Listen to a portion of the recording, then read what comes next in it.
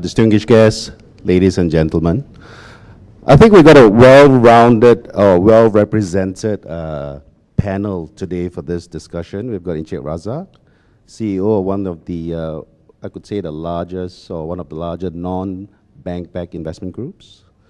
We've got Datuk Noripa Kamso, advisor to the Global Islamic Division of CIMB Group. And Datuk, you also have a new book out, Investing in Islamic Funds, A Practitioner's Perspective. Very good. You've got Dennis, who is, well, we can say one of the premier online fund supermarket, what you call this outfit in Malaysia, and obviously, and lastly, sorry, you got Sandeep, who brings with him, I think, as country head of Franklin Templeton, 20 years of experience from the Indian retail unit trust market. So it's a pretty well-rounded group we have here today. Feel free to ask them any questions with regards to the 4 key themes which we are going to discuss now.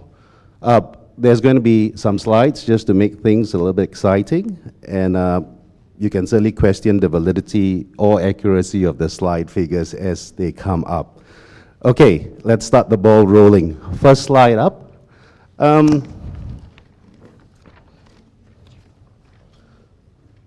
The year under review. Now you would see some of the figures up there shown is up to about 30th September. So there may be new events that have occurred in the last few days. Any questions on that, you can take it during the Q&A. Okay, so if you look at the table above, you've got a combination of red and black as at September or 30th September. So I think insofar as the CEOs are concerned, well abreast with all these statistics, based on that asset class table performance of shown in the table, what are the challenges faced by unit trust consultants? And I think, Encik Razak, can you be the first to kick off this session? Well, I think I think since the global financial crisis, I think not only the unit trust consultant, but also us at the asset management business are faced with so many challenges, I think, to try to convince the investors that investment is actually a long-term thing, right? Because if some days when you read the newspapers, you think, oh, should I be invested at all? Looking at all the news that is coming out. But what this black and red thing shows is that one key basic investment principle remains, which is diversification. So that, you know, when you are investing, one of the key things that we all as investors must look is that we need to diversify our investment so that, you know, not all your investment will go down and not all investment will make money. But on overall basis, you will achieve the kind of the desired return that you require. So what is important, that's why I said, I think it's been said in the earlier session, what is important now for all of us in this industry is to continuously educate the investors in terms of how they want to structure their investment. Like I mentioned, I think like Mr. Eugene mentioned earlier, most of us don't spend a lot of time. No, most of our investors don't spend a lot of time in looking at their investment. And then the other problem that I notice is that the investors tend to think that they can time the market, things like that. But what I see time and time over the more than 20 years I've been in this industry is that when the price is low, nobody dare to come in. But when the price is high, everybody want to come in. So this has continued. So this is something that all of us have to continue to work on in terms of the financial education of all our clients so that they understand the basic principle of investment. Thank you, Encik Razak. Sandeep, what are your views?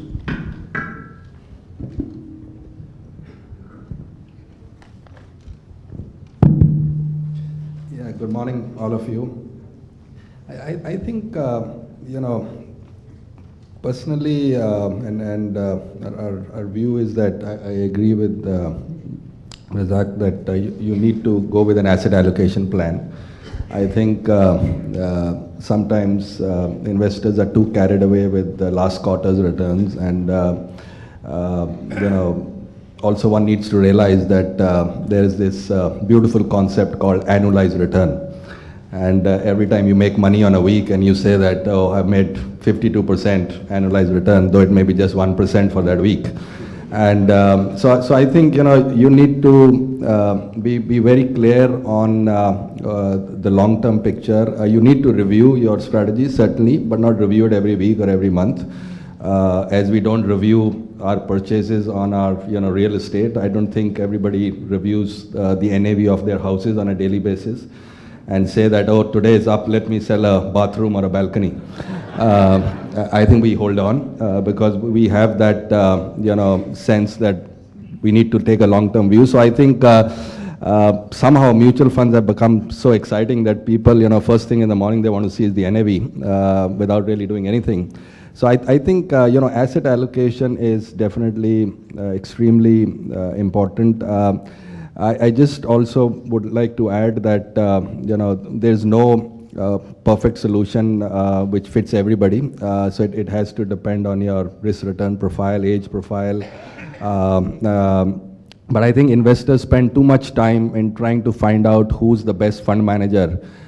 If you don't have the asset allocation, it's not going to serve your purpose. Just to give you an example, if you try and find the best fund manager who's probably doubled or tripled or can triple your money in 5 years, 10 years, and if you only put in 1 ringgit out of your 100 ringgit on that fund manager, it's not going to really change your life, because that 1 may become 3, but if your other 99 is put in an investment scenario which is only earning you 3%, your overall returns are not going to be too different. So I think asset allocation is the key. I think you need to have a fairly long-term view on your investments, which I think is the message. And it's good to be reviewing your strategies, but it needs to be as a decent frequency at which you review. So you're saying that challenges, single solutions, obviously, given the volatile climate we're in, if you continue to focus on a single solution strategy, clearly you will be faced with more than just verbal challenges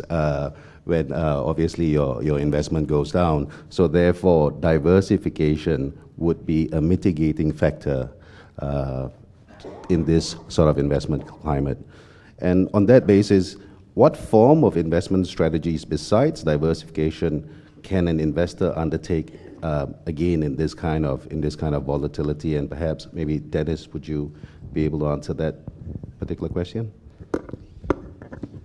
Okay. Good morning, everyone. So when you're looking at this table itself, right? So I think looking from the investor and probably from the UTC perspective, I think it's a snapshot. All right? So then you know that what asset classes make some money, some asset classes lose some money. All right? But I think over the long term, I think especially for the short term for the last few years, one thing very clear is uncertainty, right? For whether it's an investor or even the UTC itself.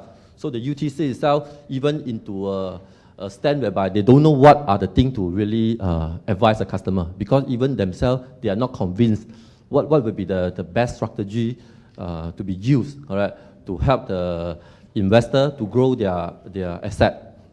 So I think diversification, when you actually come to diversification, I think, of course, asset classes, you can actually do a diversification in the asset classes.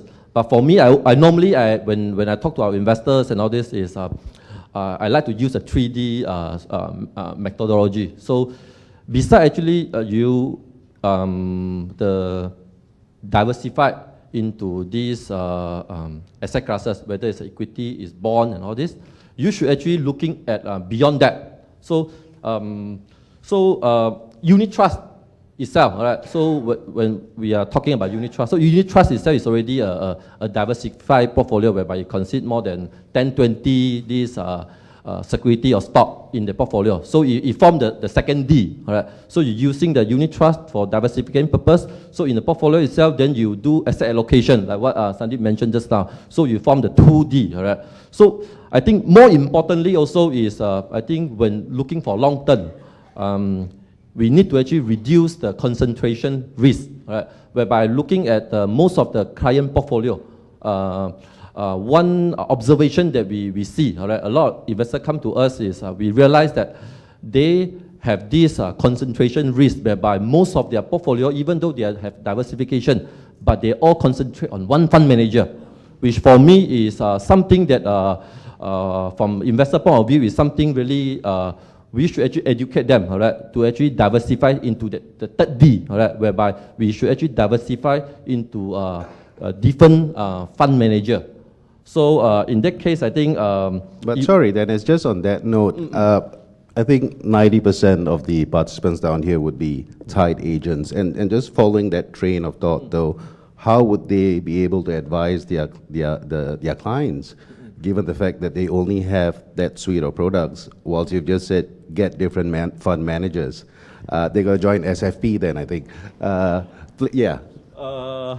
Okay, it's a tough question, all right? But we just to make this transparent, all right? So, like it or not, all right? So, when you are in a tight environment, so you hand a tight, all right? So, that's why a lot of customers, they actually come into this dilemma, all right? Whereby the advisor that they have the relationship is only represent one principle. Like it or not, the product from that principle, good or not good, the UTC have to push to the client, all right? So, that's why I think it's important, all right? I don't know, maybe going forward, all right, whether it's online, whether it's IFA, all right, they're able to actually provide this a better diversification, all right, a better, wider range of product for the client to choose. Or even with the latest, this cross-border recognition between Singapore, Malaysia, and also Thailand. So 3 countries. All right. So with this, personally, I view it is the few that will be benefited will be actually the bank channel, correct? Because currently they're representing multiple provider or the online or the platform or the IFA channel. But with this so-called opening out of market, so we have going to have more funds that will be coming from Singapore, Thailand overnight. All right. So whether the industry itself can be evolved in a way whereby from the tight environment, some of these people will start to expose to an environment whereby it's untight, so they can actually work with some additional fund manager out there to carry more product. Okay. So yeah, so which will benefit the investor. Thank you, Dennis. Dato' Noripa, what about things like, in this kind of environment, dollar cost averaging? Would you see that as a retail investment strategy apart from diversification? Yes, precisely. The dollar cost averaging is important in uncertain times, volatile times. Value cost averaging is equally important in this time as well. And I would think in these volatile, uncertain times, with complexity in the geopolitics as well as the diversity that has been impacting Malaysia as an outcome of what is happening globally, investors has showed indication of focusing on 5 investment appetite. Number 1, we mentioned about diversification, and diversification talks about both asset classes as well as diversification in jurisdiction. And what happens in the credit crisis is actually the beginning of a learning point. So there is lower performance expectation as investors now lick their wounds. And if you actually look at statistics from US itself, they have been eroded so much, especially the baby boomers, those who are 50 years and above, close to retirement, that it takes them another 60 years to actually recover what they have lost.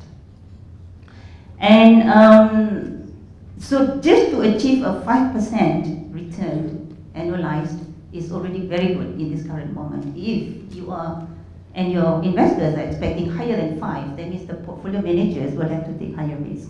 That's number one, diversification and lower expectation in return. Now, secondly, you talk about capital conservation. The investors want capital conservation. Thirdly, investors are also looking at inflation protection. And fourthly, they are also looking at regular income, regular cash flow. When we started in 2013, there was this good feeling. But since Dinesh has actually shown this slide up here, I would actually want you all to put your economic cap, because I think it's important we correct the understanding of what is being shown up here. This is actually a snapshot, as mentioned. And this snapshot saw bloodbath, you see the red color, of emerging market as well as Asia.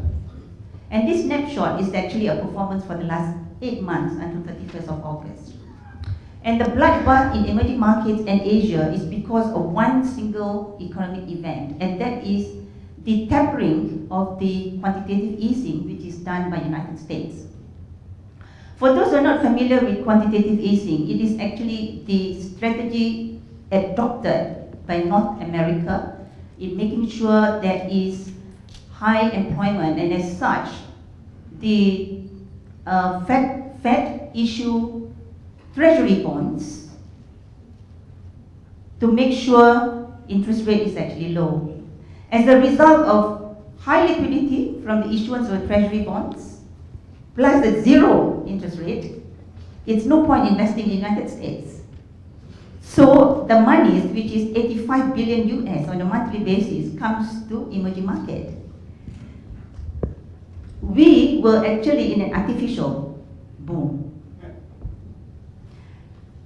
May 2013, Chairman Bernanke announced that the quantitative easing is going to be tapered down. You all remember that, yeah?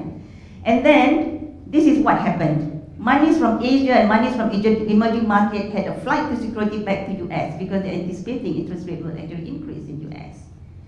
But what happened here, the bloodbath actually changes on the 19th of September when Chairman Bernanke announced that the tapering will not happen this year. Then the money from US flow back.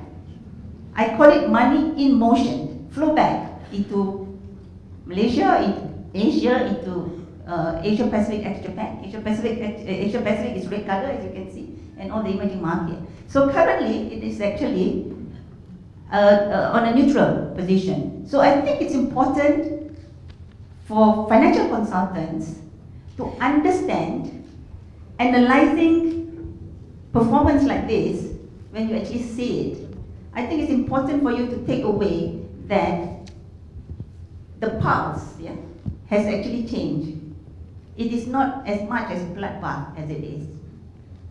Thank you, Doctor. And that runs into making sure that as part of your challenge, you should be able to educate your investors on the pulse of the economy and how it actually impacts the investment. Dr. Noripa, I'm going to stop you there because you will have the opportunity to continue on as we move into the second question because it is related. Okay, so you guys got all that bullet points down, all right? If we move on to the second slide, the theme focuses on Islamic investing is resilient, proven and tested. Now, based on this theme, if you look at the graph, it is evident that the growth rate in both number of funds launched and fund size over the last 3 years favors Islamic funds, okay? Now, obviously, this question has to be answered by Dr. Noripa as one of the experts in this field. What are the factors supporting this growth?